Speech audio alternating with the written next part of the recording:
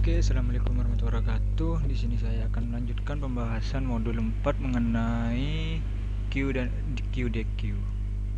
Di sini untuk implementasinya itu membuat scheduling atau penjadwalan. Di sini saya sudah membuat operasi-operasi DQ-nya.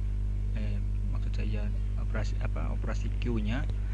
Terdapat create Q, end Q, serta dead Q seperti dan size. Ini operasi-operasi yang wajib jika kita menggunakan konsep Q.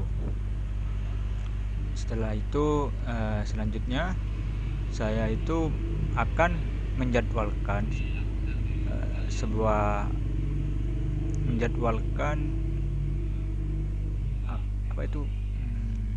proses serta lama prosesnya itu pada CPU. Pertama saya membuat task Q. Saya membuat Q-nya dengan variabel task. Terus langkah selanjutnya saya itu membuat variabel di mana itu untuk nanti menampung jumlah proses yang akan dijadwal.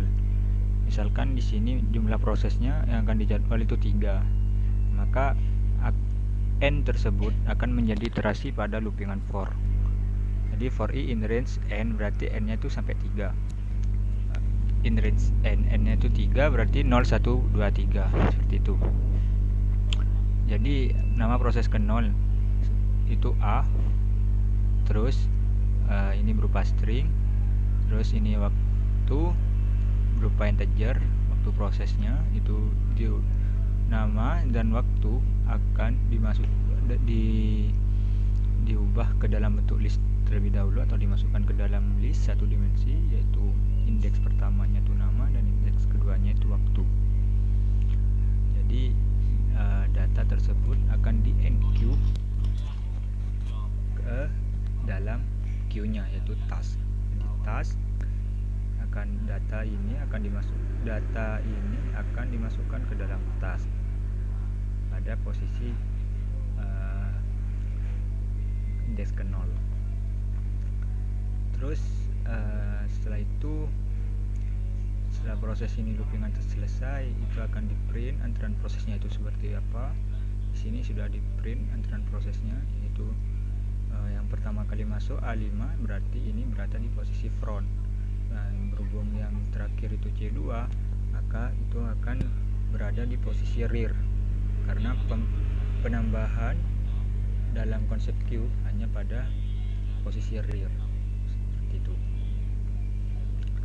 Lalu selanjutnya ketika semuanya sudah diproses atau ditampung pada tasknya sudah menampung antrean prosesnya, dan di sini saya membuat time atau waktu proses CPU, yang CPU itu proses itu mau berapa.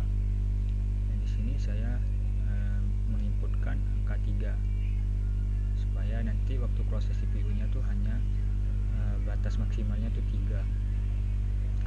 Di sini untuk masing-masing data yang setelah saya buat, yaitu ada task, ada waktu CPU, itu akan dimasukkan atau dijadikan argumen dalam task scheduling atau fungsi task scheduling, task dan time-nya.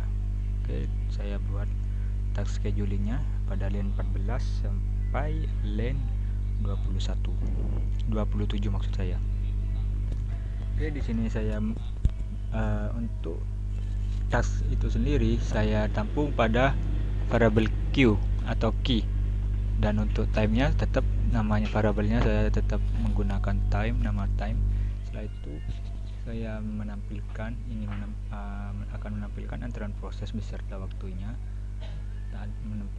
Untuk menampilkan kalimat antrean proses beserta waktunya pada awal fungsi yang saya buat, dan saya juga memanggil variabel Q atau variabel key-nya, maka muncul seperti ini. Oke, selanjutnya di sini saya buat counter i-nya sama dengan 0 supaya bisa nampil seperti ini, ke 1, ke 2 sampai ke 6, atau sampai semuanya tidak ada proses sampai kosong seperti ini. Di sini while not seperti berarti ketika itu tidak kosong maka itu akan dijalankan prosesnya. Ketika itu kosong berarti CPU sudah menyelesaikan segala task yang telah diantri sebelumnya. Oke, proses selanjutnya di sini temp sama dengan depq atau temp di sini menampung data atau antrian pertama yang ada di posisi front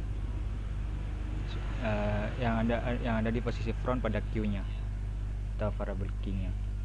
Jika temp satunya kan temp ini berupa list, di mana tadi list ini ada nama, ada waktu. Jadi waktu ini adalah indeks ke 1, nama adalah indeks ke 0. Jadi temp 1 atau waktu lebih besar dari temp. Di sini tempnya itu adalah waktu prosesnya, waktu proses CPU-nya.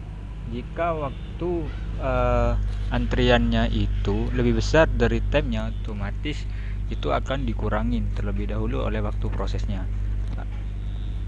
Waktu prosesnya akan dikurangin dengan waktu prosesornya. Jadi contohnya seperti ini. Di sini ada 5, waktu prosesnya ada 5.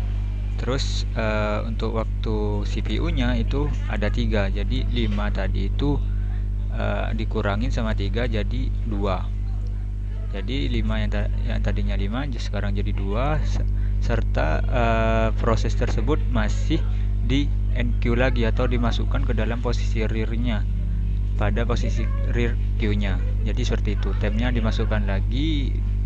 Dan selanjutnya jika itu kurang dari tempnya atau kurang dari waktu prosesornya, maka yang dilakukan adalah menampilkan data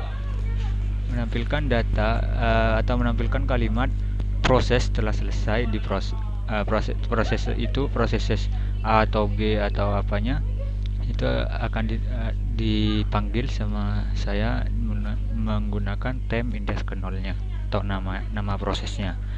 Itu akan muncul alert telah selesai diproses.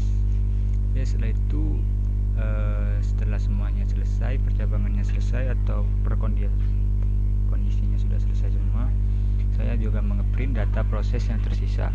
Maksudnya dalam setiap iterasi akhir iterasinya saya akan menampilkan proses yang tersisa seperti ini. Proses yang tersisa seperti ini sampai proses itu benar-benar kosong. Setelah itu kosong, maka iterasi telah selesai. Seperti itu. Maka program sudah selesai dan CPU sudah tidak ada antrian lagi yang perlu diproses. Mungkin itu saja yang dapat saya sampaikan. Assalamualaikum warahmatullahi wabarakatuh.